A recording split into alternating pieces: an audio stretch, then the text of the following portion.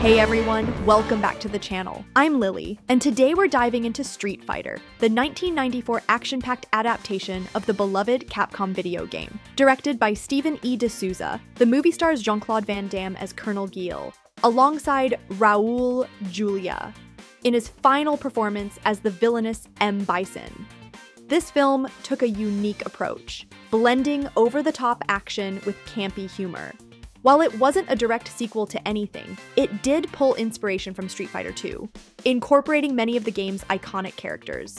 The movie is set in the fictional war-torn country of Shadaloo, where General M. Bison has taken hostages and is demanding a hefty ransom. Right away, the tone is set.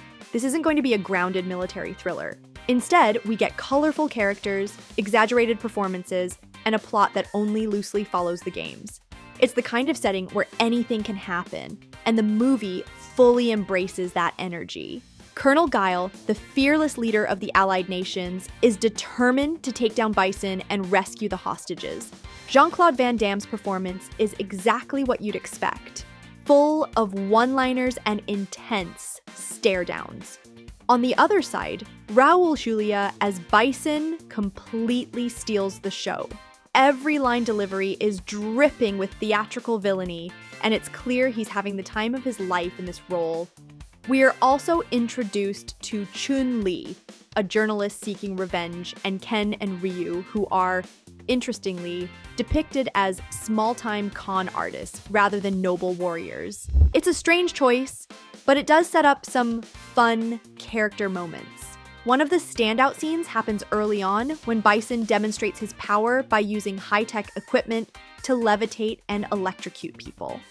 This is where the film leans into its campiness. The effects may not have aged well, but Julia's commitment to the role makes it work. He plays Bison with such exaggerated confidence that even his ridiculous lines feel iconic. There's one moment where he tells Chun-Li that the day he destroyed her village was just another Tuesday for him. Easily one of the most meme-worthy lines in movie history. Another major plot point revolves around Talsim and Blanca. In the games, Blanca is a feral, green-skinned fighter with electrical abilities. Here, he's a captured soldier being experimented on by Bison's scientists. The transformation sequence is both unintentionally funny and strangely tragic.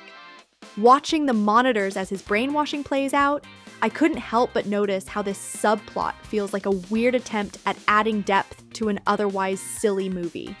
It's one of those so bad it's good moments. The film's climax is a full-on assault on Bison's fortress, and it's pure 90s action chaos.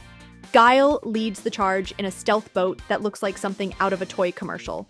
There's a massive brawl where every character gets a moment to shine.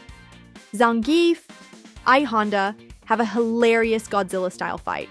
Chun-Li gets her revenge attempt, and Ryu and Ken finally step up as real fighters. The whole thing is ridiculous, but by this point, the movie has embraced its own absurdity. The final battle between Guile and Bison is as over-the-top as it gets. Bison's psycho power lets him fly, Guile unleashes his signature flash kick, and the whole thing ends in an explosive send-off. It's not just an action finale, it's a spectacle of cheesy one-liners, exaggerated stunts, and unintentional comedy. And of course, just when you think Bison is down for good, the movie teases his return in the post-credits scene, because why not? At its core, Street Fighter is a film about heroism and rebellion, but not in a deeply meaningful way.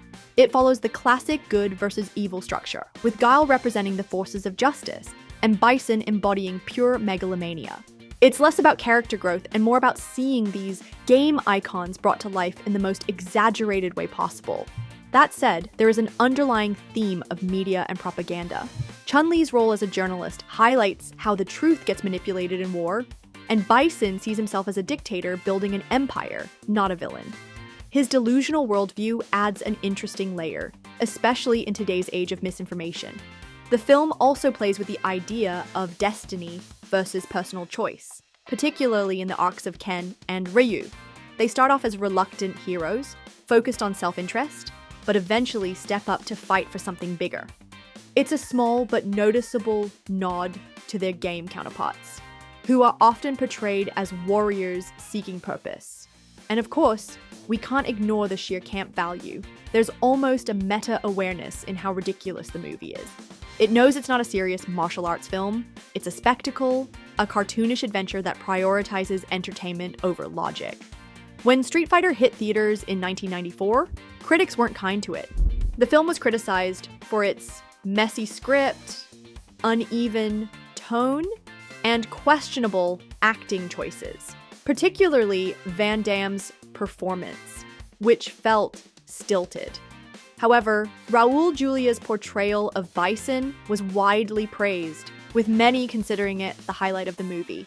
Despite the reviews, the film was a box office success, making over $99 million worldwide.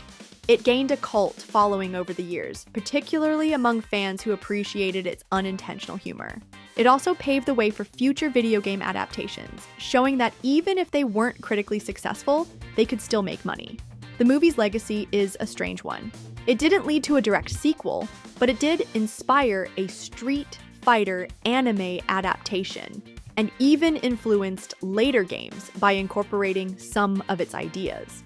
Bison's Tuesday line, in particular, has become a meme that outlived the movie itself. Street Fighter is the definition of a guilty pleasure movie. It's not a masterpiece by any means, but it has an undeniable charm. The performances are over the top, the action is wild, and the dialogue is endlessly quotable. If you go in expecting a faithful adaptation, you'll be disappointed. But if you embrace the chaos, it's a fun ride. If you haven't seen Street Fighter in a while, I highly recommend giving it another watch. Let me know your thoughts in the comments. Do you love it, hate it, or enjoy it ironically? And as always, don't forget to like and subscribe for more deep dives into classic movies. See you in the next breakdown.